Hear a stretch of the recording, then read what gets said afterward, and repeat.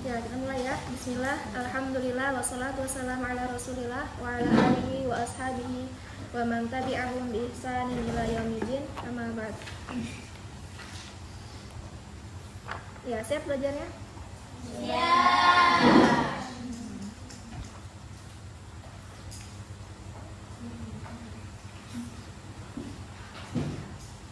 Ya, kemarin kan kita telah bahas tentang kalian belajar kitab apa ini sekarang?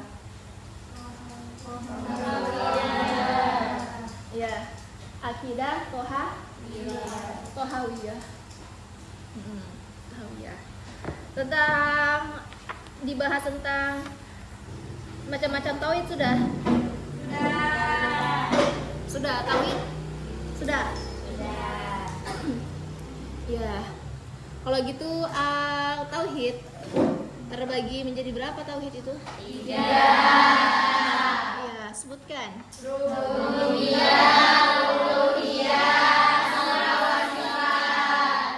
ya, jadi kalau gitu sekarang kita lihat kita membaca sebuah buku. Kita biasanya bosan kan? Jadi kita lihat pakai cara lain. Ya, kita lihat yang masih sama pembahasannya dengan pembelajaran kita.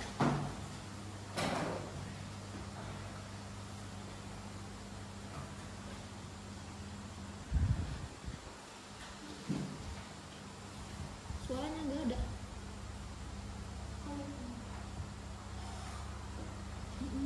Pantas.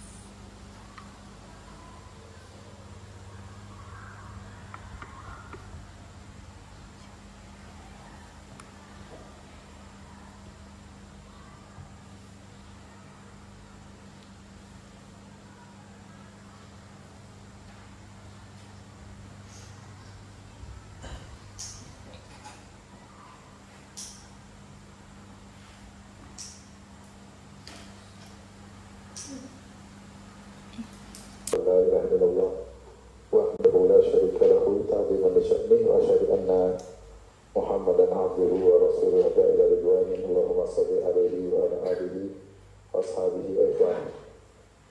Hadirin hadirat yang dirahmati Allah Subhanahu wa taala, pada kesempatan ini kita akan bahas perkataan Al-Imam Abu Ja'far At-Tahawi rahimahullah taala dari poin ke-13, poin ke-14, ke-15 dan insyaallah ke-16 dengan penjelasan yang singkat ya.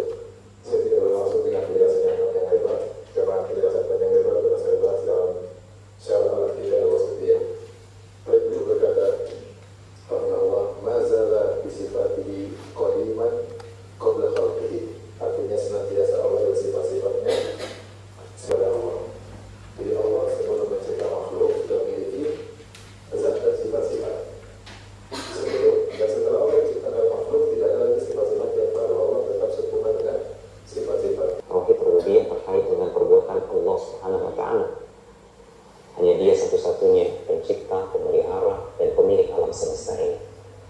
Hanya Dia satu-satunya yang berkuasa melakukan apa saja di alam semesta ini pada segenap isinya. Menurut tauhid al-asma wa sifat terkait dengan nama-nama Allah yang maha indah dan sifat-sifat Allah yang maha sempurna, tidak memiliki cacat dan kekurangan sedikit pun.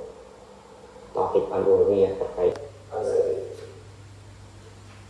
Baik, kita bahas sebelum dilanjutkan pada poin 14 dan 15. Sebelum kita bahas pada makan, saya Mengesahkan Allah.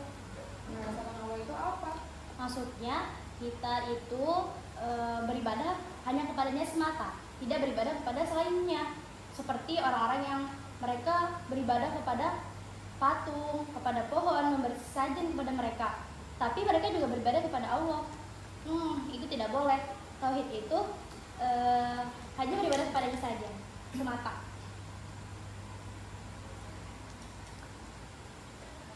Kalau kita ibadahnya selain Allah, emang konsekuensinya apa? Jadi di dalam kalimat syahadat itu memiliki konsekuensi. Nah, diantaranya kita harus beribadah kepada Allah semata saja. Jadi itu menerapkan tauhid, ada 3 tauhid di dalamnya. Ada tauhid uluhiyah, dan asma wa sifat. Jadi Islam, Nabi diutus itu untuk menetapkan tauhid uluhiyah tersebut. Nah, tauhid uluhiyah itu kita beribadah kepada Allah semata. Jadi bagi orang kafir yang mereka meyakini tauhid rububiyah saja dan tauhid asma wa sifat saja, itu tidak cukup bagi mereka untuk bertauhid. Dalam artian mereka bukan orang yang bertauhid, artinya kafir. Jadi kalau kita ibadahnya selain Allah, kita kafir. Itu artinya syirik, dia berbuat kesyirikan. Nah, orang yang berbuat syirik gak bakal masuk surga. Beda halnya dengan orang yang berbuat dosa tapi dia tidak melakukan kesyirikan, maka dia dicuci dulu dosa-dosanya, masuk neraka, lalu setelah bersih, lalu dimasukkan ke dalam surga. Apakah Allah itu memiliki sifat-sifat? Iya.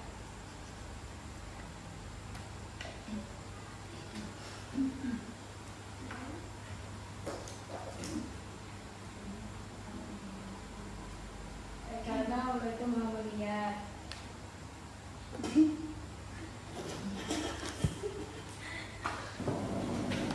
Ya, kita cukupkan pelajaran kita sampai sini. Nakfi bihadzal qadar. Aku li qauli hadza wa astaghfirullah wa lakunna. Doa untuk majelisnya.